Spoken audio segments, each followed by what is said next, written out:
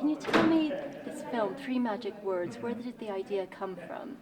The idea came from a very long 20 years of metaphysical research and looking for a common theme of all the spiritual teachings from all the ages, all the philosophers, all the great spiritual teachers of our time. And I searched for that for a while, and then I found a book called Three Magic Words by U.S. Anderson, which is an old book. And I found the common theme I was looking for, and that inspired the movie. For people who watch the film, what is the main message you would like them to take home? Well, I'm not going to tell you what I think the main message is because I want them to go on their own experience when they watch it. But I will say that the film is an experience. It's meant to take them on a journey of self-discovery. So they'll come home with their own message and whatever they think it means, and they'll take what brings truth to them. They'll take that home with them. So that was the goal, to see if it can activate or awaken the dormant spark, I call, of divinity in all of us. And that's what the goal was, to make this film. Wow, pretty powerful. Powerful to actually premiere on the winter solstice here in London. Yeah.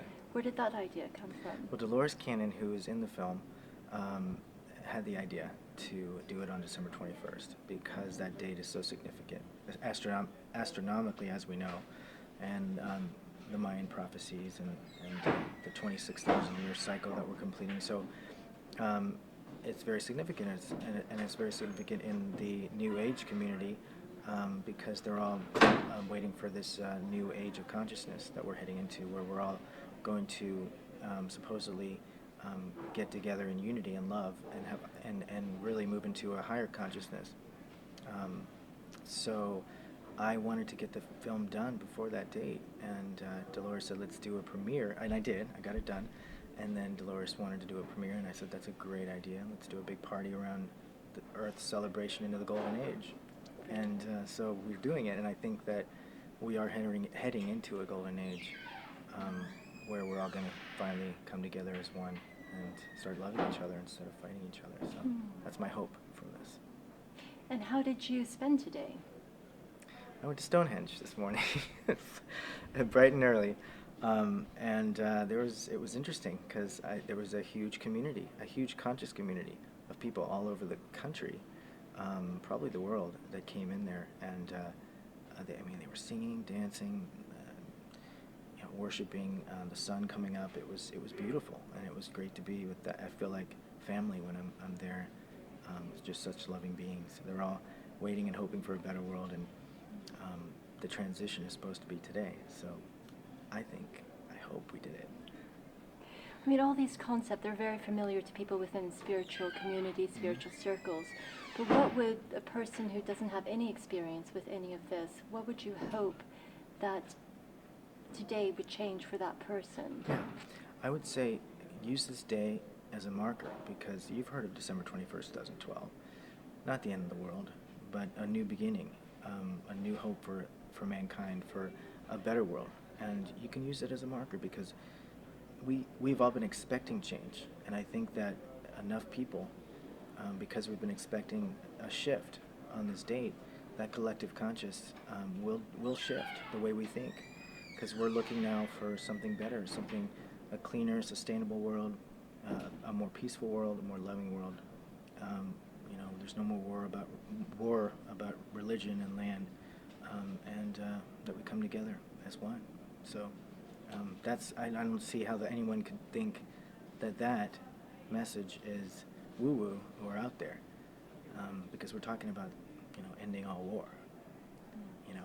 It's time to get everybody together. It's time to end it. What is this collective consciousness that you just spoke about?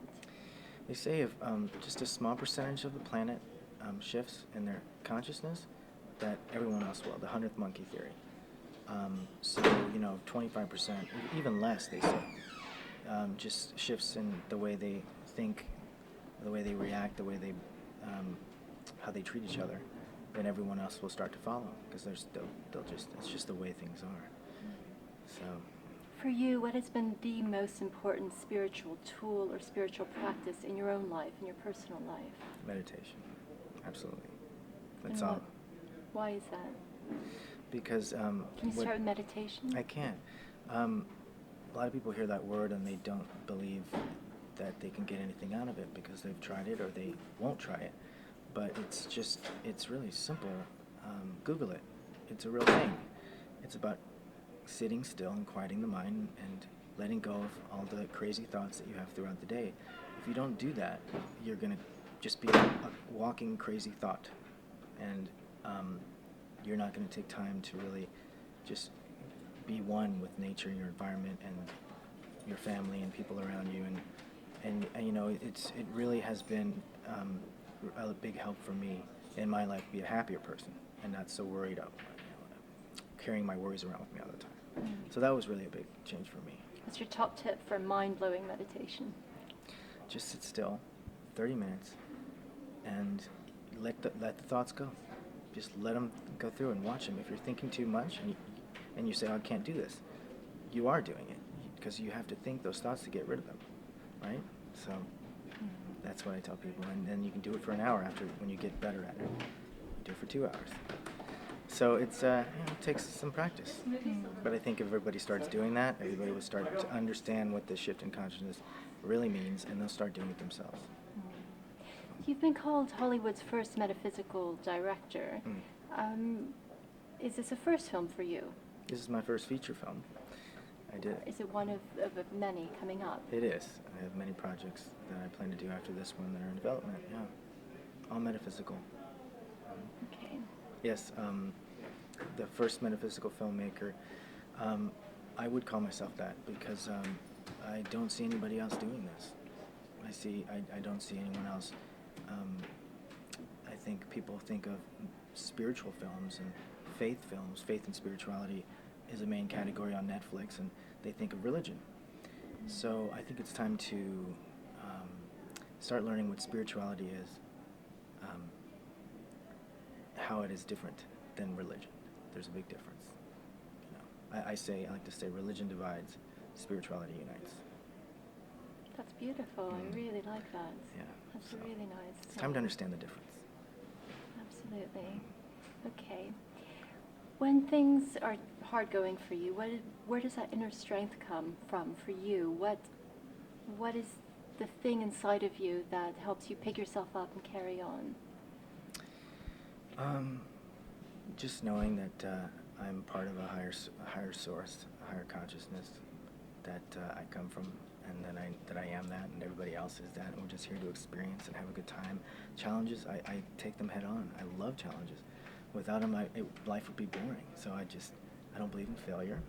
I believe in it's a learning experience. Whenever you don't do something you set your mind to do, you just pick up and you do something better. So I don't see any obstacles or challenges they don't let me down. They drive me forward. Fantastic. Wonderful. Thank you very much, Thank Michael. you so much. Thank you.